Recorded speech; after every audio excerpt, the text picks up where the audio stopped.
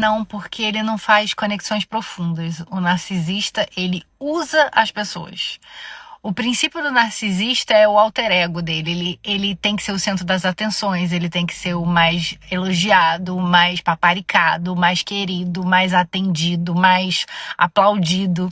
E aí, se o suprimento dele dá isso pra ele, como todo mundo no começo da relação mostra o seu melhor lado, né? Da atenção, da amor, da carinho e tudo mais, ele fica lá, mas no começo, quando a pessoa começar a falhar, no princípio que a pessoa começar a falhar, aí ele já vai começar com gaslighting, que é aquele invalidação do que você fala, vai fazer tratamento de silêncio, e aí você sabe todo o enredo, mas assim, muito difícil ele ser feliz, porque ele não consegue manter estabilidade nas relações, entendeu? Você tem que dar muito e ele não dá nada, e aí quem é que fica numa relação onde você dá o céu mais estrelas e a pessoa só te dá patada? Não tem como.